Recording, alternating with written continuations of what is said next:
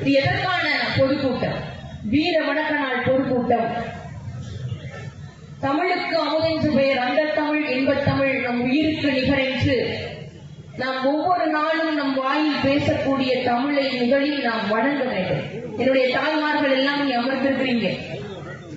நாம் ஒவ்வொருவரும் பேசக்கூடிய மொழி நம்முடைய தாய்மொழி தமிழ். இன்னைக்கு என்னுடைய மேடைக்கு பின்புறமாக 12 பேர் இருக்கிறாங்க அந்த பதாகையில்.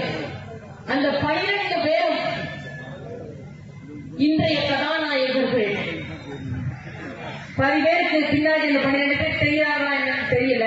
இருந்தாலும் இந்த கூட்டம் முடிந்த பிறகு ஒவ்வொருவருடைய பெயரையும் என் அன்பு மக்கள் நீங்கள் பார்த்து படித்துவிட்டு செல்ல வேண்டும். ஏனென்றால் இந்த பதாகையில் 12 பேரையும் பொறித்து அவர்களுக்கு வீர வணக்க நாள் பொதுக்கூட்டம் நடத்தக்கூடிய தெம்பும் திராணியும் உள்ள ஒரே இயக்கம், மாபெரும் இயக்கம் திராவிட முன்னேற்ற கழகம் மட்டும்தான். ஏனென்றால் திராவிட முன்னேற்ற கழகத்தினுடைய அனுதாபிகள் தான் இந்த 12 பேர். இவர்கள் மட்டுமல்ல, இன்னும் எண்ணற்ற பேர். இதில் ஆண்கள் மட்டும் இறந்திருக்கிறார்கள் என்று தாய்மார்கள் தவறாக எண்ணிவிடக் கூடாது. என்ன நம்ம மொழி தாண்டி ஆண்கள் மட்டும் இறந்து போயிருக்காங்களான்னு பார்த்தா இல்ல. எண்ணற்ற கர்ப்பிணி பெண்கள், எண்ணற்ற இளைஞர்களுடைய பிள்ளைகள், எங்கேயும் சகோதர சகோதரிகள் இருக்கிறீங்க. இது போன்ற சகோதரிகள் யாருக்காக செத்தார்கள்? யாருக்காக இறந்து போனார்கள்? யாருக்காக மாண்டு போனார்கள்? நாம் பேசக்கூடிய தாய்மொழி தமிழுக்காக மாண்டு போனார்கள். அதை நீங்கள் ஒவ்வொருவரும் உணர வேண்டும். தன் உயிரை கூட பெருகல கருதாது தீக்குளித்து மாண்டு போனவர்களில் பல பேர் தான் இந்த பதாகையை இன்றைய கதாநாயகர்களாக வீற்றிருக்கிறார்கள் என்பதை நாம் மறந்துவிட்டு செல்லக்கூடாது. எதற்காக இந்த மொழிக்காக செத்தார்கள்? அப்படி என்ன இந்த மொழியின் சிறப்பு இருக்கிறது? எல்லாரும் அவர்களுடைய தாய்மொழியில் பேசுவார்கள். எல்லோரும் அவர்கள் தாய்மொழியில் பேசுவார்கள். இதே திருப்பத்தூர் சட்டமன்ற தொகுதியில் என்னுடைய உடன்பிறந்தார்கள் எத்தனையோ பேர் அவர்கள் தாய்மொழியில் பேசுபவர்கள் இன்று வாழ்ந்து கொண்டிருக்கிறார்கள் இந்த திருப்பத்தூரில். அதுபோல பல தாய்மொழிகளில் பேசுபவர்கள் இருக்கிறார்கள். ஆனால் தாய்மொழிகளுக்கெல்லாம் தாயாக இருக்கக்கூடிய தமிழுக்காக உயிர் நீத்தவர்கள் இந்த ஈக மறவர்கள் என்பதை நாம் ஒருபோதும் மறந்துவிட்டு கடந்துவிட்டு செல்லக்கூடாது. அதற்காகத்தான் திராவிட முன்னேற்ற கழகம் இன்று நான் இந்த இடத்தில் இருந்து உரையாற்றி கொண்டிருப்பதை போல எண்ணற்ற மாவட்டங்களில் இதே நேரத்தில் இந்த ஈக மறவர்களுக்கு வீர வணக்கம் செலுத்திக் கொண்டு எண்ணற்ற பேச்சாளர்கள் பேசிக் கொண்டிருக்கிறார்கள். அதற்குரிய பெருமை நம் திராவிட முன்னேற்ற கழகத்திற்கு நம்முடைய முதல்வர் முத்துவேல் கருணாநிதி ஸ்டாலின் கொடுத்திருக்கிறார் என்பதை நான் மட்டுமல்ல, என்னுடைய திருப்பத்தூர் மக்களும் நீங்கள் உணர்ந்து கொள்ள வேண்டும். என்ன மொழி? எப்படி மொழிக்காக தன் உயிரை ஈண்டு போனார்களே. எதற்கெல்லாம் போராட்டம் நடந்திருக்கிறது? மனிதர்களுக்கு போராட்டம் நடந்திருக்கிறது, மண்ணுக்கு போராட்டம் நடந்திருக்கிறது. ஒரு மொழிக்கு போராட்டம் நடந்து செத்து போயிருக்கிறார்கள் என்று சொன்னால் அது நம்முடைய தாய் தமிழ் மண்ணில் மட்டும்தான் நடந்தேறியிருக்கிறது என்பதை என் அன்பு தாய்மார்கள் நீங்கள் எல்லாம் தெரிந்து கொள்ளும். பல பேருக்கு தெரிஞ்சிருக்கார் இந்த நிகழ்வு இப்படியெல்லாம் இறந்து போயிருக்கிறார்கள் என்பது உங்களுக்கு தெரிந்திருக்கிறாரு. அதை ஞாபகப்படுத்தி இருப்பது திராவிட முன்னேற்ற கழகம் மட்டும்தான்.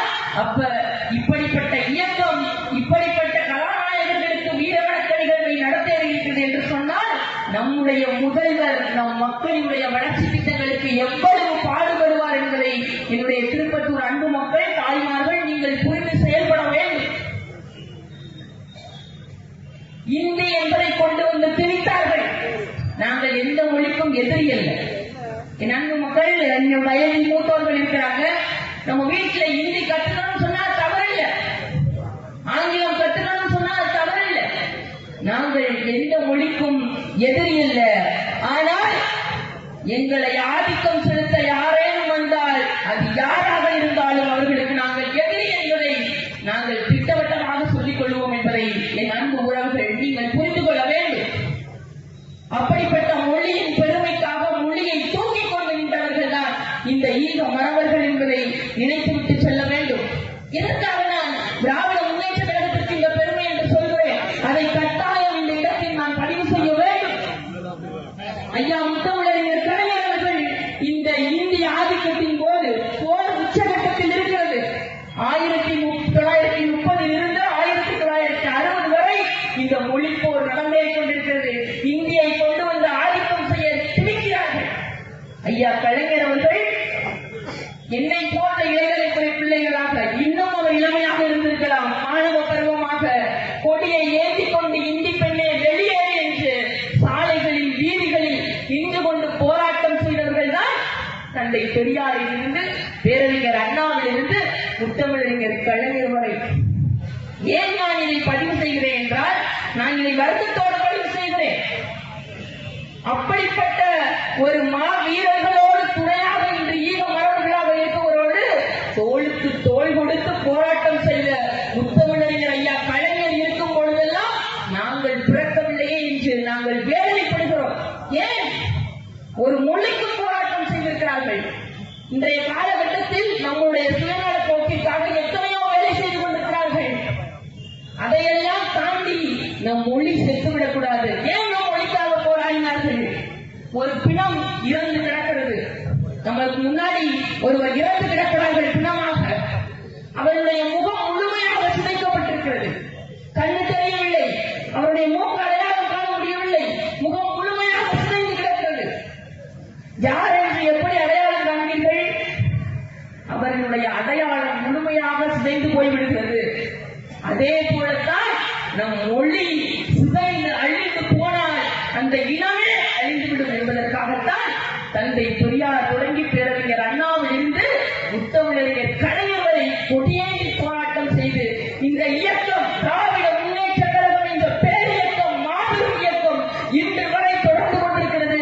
இன்னும் நீட்சியடையும் என்பதற்கு ஒரே சான்று இந்த மொழி போர் தான் என்பதை நீங்கள் உணர வேண்டும்.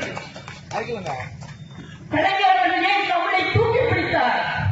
இன்றைய வரை 1000 முதலமைச்சர்கள், 1000 முதலமைச்சர்களை நாம் கண்டிருக்கிறோம். ஏன் கலைஞர் அவர்களை நாம் சுட்டிக்காட்டுகிறோம்? கவிதை தெரிந்த, கவிதை எழுத தெரிந்த, காப்பியம் தெரிந்த, காப்பியம் எழுத தெரிந்த, ஒரு கலை நுணுக்கம் தெரிந்த பேச்சாளராக, எழுத்தாளராக, படைக்க தெரிந்த, படைப்பு திறன் தெரிந்த, அதை படைப்பாக்கம் செய்ய தெரிந்த ஒரு முதலமைச்சர் ஆட்சி கட்டில் அமர்ந்திருக்கிறார் என்றால் அது முத்தமிழறிஞர் கலைஞர் மட்டும்தான். அதனால்தான் இன்னைக்கு அதை கொண்டு போய் சேர்த்திருக்கிறார்கள் என்பதை நீங்கள் புரிந்து கொள்ள வேண்டும். வேற யாரும் தமிழை நேசிக்கல. ஐயா கலைஞர் அவர்கள் தொடர்ச்சியாக தமிழை நேசித்து செம்மொழியாக தமிழ் ஏற்றினார். பிறகு இன்னைக்கு திருவள்ளுவர் வானொலியில கன்னியாகுமரியில இருக்கிறார். என் அன்பு தாய்மார்கள் எல்லாம் உட்கார்ந்துருக்கீங்க. இன்னைக்கு போய் நீங்க கண்ணாடியில போய் நடந்து போய் நீங்க திருவள்ளுவரை பார்க்கலாம். அந்த திருவள்ளுவரை வானுயர கொண்டு வந்தவர் யார் தெரியுமா? முத்தமிழறிஞர் கலைஞர் தான். ஏன் கொண்டு வந்தாரு? முதலாக கன்னியாகுமரியில் லெமுரியா கண்டத்தில் தமிழர்கள் வாழ்ந்தார்கள் என்பதற்கு அடையாளமாக இருந்ததால் அங்குதான் அதற்கு ஒப்பற்ற இலக்கணமான திருவள்ளுவர் எழுந்து நிற்க வேண்டும், அமர்ந்து கூட இருக்கக்கூடாது, அவர் எழுந்து நிற்க வேண்டும் என்று 133 அடியில் வாக்கியர நிற்க வைத்தவர் தலைவர் கலைஞர் அவர்கள். தமிழை நேசித்தவர், தமிழுக்காக பாடுபட்டவர், தமிழில் கையொப்பமிட்டவர், தமிழுக்காக தன்னுடைய இறுதி மூச்சு வரை வாழ்ந்தவர். ஆகவே தமிழை நினைத்து நினைத்து வாழ்ந்ததனால்தான் இன்னைக்கு திராவிட முன்னேற்ற கழகம் தமிழுக்காக, சமூக நீதிக்காக, சமத்துவத்திற்காக, சமதர்மத்திற்காக ஓங்கி நிலைத்துக் கொண்டிருக்கிறது என்றால் அதற்கு காரணம் முன்னாடி இருந்த தலைவர்கள். அண்ணன் சொல்வதை போல அவன் பெயரை சொல்வதற்கு கூட எனக்கு விருப்பமில்லை. ஏனென்றால் வெற்றி தலைமுடிந்து சொல்கிறேன். அந்த இயக்கத்தில் நான் நாடாளுமன்ற வேட்பாளராக இருந்தேன். அந்த இயக்கத்தில் நாடாளுமன்ற வேட்பாளராக இருந்து தமிழ்நாட்டிலேயே முதல் அதிகாரத்தை வாங்கி பெற்றவள் நான் தான். எனினும் சகோதர சகோதரிகளுக்கு உங்களுக்கு எல்லாம் தெரிந்து யாரை பேசுகிறான்? பெரியார் எனக்கூடிய பெருநெருப்பை தொட்டு பார்க்கிறான். அது யாராலும் தொட முடியாத சிம்ம சொப்பனம் என்பதை தெரியாமல் பேசிக் கொண்டிருக்கிறார்கள். ஆர்எஸ்எஸ்னுடைய அடிமைகள் ஒரு மிகப்பெரிய அடிமையாக இன்று அவர்கள் காலை நக்கி பிழைத்துக் கொண்டு சில்லறைத்தனமாக சுரண்டல் அரசியல் செய்து கொண்டிருக்கிறார் சீமான். அவரை எல்லாம் தூக்கி தூக்கி எறிவதற்கு திராவிட முன்னேற்ற கழகத்திற்கு ஒன்றும் தவிடுபடியாகாது. நேற்றைய தினம் 3000 பேர் இணைந்திருக்கிறார்கள். நானும் முதலமைச்சரை சந்தித்து தான் வந்திருக்கிறேன். என்னிடம் அவர் கூறிய ஒரே வார்த்தை, இன்று நாங்கள் ஏழைகளை பிள்ளைகளாக இருந்தாலும் இந்த திராவிட முன்னேற்ற கழகத்தை பெருமையோடு உங்கள் இடத்தில் பதிவு செய்ய விரும்புகிறேன். நேற்றைய தினம் உங்களை போன்ற இளைய தலைமுறை பிள்ளைகள் இனி நம் இயக்கத்தில் துடிப்போடு செயல்பட வேண்டும். இப்படி எந்த முதலமைச்சர் சொல்லுவார் சொல்லுங்க? எங்களை அழைத்து ஆற தழுவி இது உங்களின் காலம், உங்கள் கையில் இதை ஒப்படைக்கிறேன் என்று என்னை அழைத்து கூறினார் நேற்று முதலமைச்சர். அப்படிப்பட்ட இயக்கத்தில் நாம் இருக்கிறோம். வெட்டுத்தனமாக, வேடிக்கைத்தனமாக, ஒரு சிம்ம சொப்பனமாக இருக்கக்கூடிய இதை வெட்டமாக உனக்கு உன்னுடைய அலுவலகத்தில் ஒரு வழிகாட்டி என்று கொண்டு அவருக்கு வீரவணக்கம் செலுத்திக் கொண்டு அவருடைய திருவுருவத்தை, பொறியாளர்களுடைய திருவுருவத்தை உன்னுடைய அலுவலகத்தில் வைத்து உன்னுடைய கட்சி தொண்டர்களை வைத்து வீரவணக்கம் வீரவணக்கம் பேசுகின்றே. இந்த பெரியாரை பேசுவதற்கு உன்னை என்ன தகுதி இருக்கிறது? என்ன தகுதி இருக்கிறது? என்னை போன்ற பிள்ளைகளில் உட்கார்ந்திருக்கிறார்கள். நான் வேலையில் தெருவும் ராணியாகவும் பேசுகிறேன், என்னுடைய உரிமையை எடுத்து கூறுகிறேன் என்றால் அதற்கு என் பின்னால் தமிழோடு ஒரு கிழவன் நிற்கிறான் என்றால் அவன் பெரியாருக்கு பெருந்தெடுப்பு மட்டும்தான். அவன் இல்லை என்றால் நாங்கள் இங்கு இல்லை. கை நாட்டு என்று இந்தவரை கையொப்பமிட்டவர் அந்த பெரியாரின் பெருந்தெடுப்பு. என்ன தமிழ் தமிழ் என்று பேசுகிறாய்? அந்த தமிழை நடைமுறைக்கு கொண்டு வந்து நீதியிலே நின்று மூத்த சக்தியோடு ஒரு கிழவன் யாரு செய்ய முடியும் சொல்லுங்க? நீ என்ன பேசிக்கிட்டு வெளியில என்று உன் தமிழுக்கு அவர் இல்லையா, இவர் இல்லையா? இருக்கிறார்கள், இல்லை என்று சொல்லவில்லை, இருந்தார்கள். இந்த தஞ்சை பெரிய கோவில் இருக்கிறது என்றால் ராஜராஜ சோழன் இன்றும் நிலைத்து நிற்கிறார், இல்லை என்று சொல்லவில்லை. வள்ளுவம் போட்டுக் கொண்டிருக்கின்றதால் திருவள்ளுவம் இன்னும் ஓங்கி நிற்கிறது, இல்லை என்று சொல்லவில்லை. இதையெல்லாம் என்னை போன்ற பிள்ளைகளுக்கு, என் தாய்மார்களுக்கு தெருவில் கண்டு எடுத்துச் சொன்னது யார்? அந்த பிள்ளைகள் சோற்றை வாங்கி தின்று கொண்டு வீதி வீதியாக பெரியார் பெரியார் பெரியார் என்று சொன்னவன் இன்று ரங்கராஜ் பாண்டேயவும் ஹெச் ராஜாவை நீதிமன்றமாவது மயிலாவது என்று சொன்னவன் ஹெச் ராஜா RSS அடிமைகளை ஒரு பெரிதும் மதிக்கக்கூடிய ஒரு நீதிமன்றத்தை, நம் போற்றுதலுக்குரிய நம்முடைய வேதனைகளை வருத்தங்களை நீதி கேட்கக்கூடிய நீதிமன்றத்தை நின்று கொண்டு நீதிமன்றமாவது மயிலாவது என்று கேட்டவன் ஹெச் ராஜா. இன்னைக்கு பிரஸ் மீட்ல பேட்டி கொடுக்கிறாரு சீமான். என்ன பேட்டி கொடுக்கிறேன்? எங்களுக்கு ரங்கராஜ் பாண்டே இல்லையா, எங்களுக்கு ஹெச் ராஜா இல்லையா? இதில் தெரிந்துவிட்டு போகிறது நீ RSS, நீ பிஜேபி என்பது இன்று எங்கள் பிள்ளைகளுக்கு தெரிந்துவிட்டு போயிடுச்சு. உன் கூடாரம் காலை ஏற்று முதலமைச்சர் என்று தெனாவட்டாக பேசினார். அந்த அரங்கத்தில் நானும் இருந்தேன்.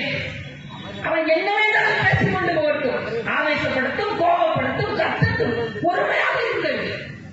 நாம் சிங்கத்தினுடைய மாநிலங்கள் என்று எங்களுக்கு முதலமைச்சர் தோல் கட்டி மாசட்டி சொல்றார். அப்படிப்பட்ட பேரியக்கத்தில் நம்ம இருக்கோம். யாரும் எதற்கும் பயப்பட தேவையில்லை. கர்வமாக இருக்க வேண்டும். நாம் தூக்கி பிடிப்பது கருப்பு சிவப்பு என்னும் ஒரு கம்பீர கொடியை தூக்கி பிடித்துக் கொண்டிருக்கிறோம். நன்கு இளைய தலைமுறை பிள்ளைகள் உங்களிடத்தில் சொல்லிக் கொள்கிறேன், இந்த ஊடகிடம், இந்த கயவனிடம் ஏன் இளைய தலைமுறை பிள்ளைகள் போய் சிக்குகிறார்கள் என்பதை நாம் புரிந்து கொள்ள வேண்டும். பேரறிஞர் அண்ணா புத்தகத்தை படித்தவன் தான். படித்தானா இல்லை, இந்த வாட்ஸ்அப் பகுதி போன்ற பகுதியில் வளர்ச்சிகளை பார்த்தானா என்று தெரியவில்லை. வாட்ஸ்அப்பாக இருக்கட்டும், முகநூலாக இருக்கட்டும், அதில் படித்துவிட்டு பேரறிஞர் அண்ணா, தந்தை பெரியார் இவர்களை படித்துவிட்டு மேடையில் கட்டியவர்தான் இந்த சீமான். அதில் நின்று போய் என்னுடைய இளைஞர்கள் எல்லாம் அதில் குவிந்தார்கள். ஆனென்றால் இது திராவிட முன்னேற்ற கழகம் என்பது கொள்கையின் கோட்பாடையும் தத்துவத்தையும் கொண்டிருக்கக்கூடிய நம்முடைய திராவிட முன்னேற்ற கழகத்தினுடைய மொழிக்காக, மொழி போருக்காக தன் உயிரை ஈகம் செய்கிறது. ஒரு இருவரை மட்டும் சொல்லிவிட்டு என்னுடைய உரையை முடிக்கிறேன். என்றால் என் உரையை ஒளிவாங்கியை மட்டும் என்னிடம் கொடுத்து விட்டால் நான் போகவே மாட்டேன். இருந்தாலும் என்னிலும் பெரியவர்கள் எல்லாம் பேச வேண்டும், தலைமைக்கழக பேச்சாளர்கள் வந்திருக்கிறார்கள், அவர்கள் உரையாற்ற வேண்டும் என்று கருதி இந்த வரவுகளை பற்றி 2 சம்பவத்தை நான் சொல்லிவிட்டு நகர்கிறேன். தாயமுத்து நடராசன் என்பவர்கள் இதில் முக்கியமானவர்கள். 12 பேர் இருக்கிறார்கள். அவர்களை நான் தொடர்ந்து பேசிக் கொண்டிருந்தால் நேரம் கடந்துவிடும். தாயமுத்துவும் நடராசன் அவர்களின் மீது அநீதியாக, அக்கிரமமாக, பயங்கரமான முறையில் வன்முறையை செலுத்துகிறார்கள். சிறையில் கொண்டு போய் தள்ளுகிறார்கள். அங்கு சென்று நடராசன் வருத்திக் கொண்டிருக்கிறார். அவ்வளவு ஒரு இறுக்கமான சூழல்.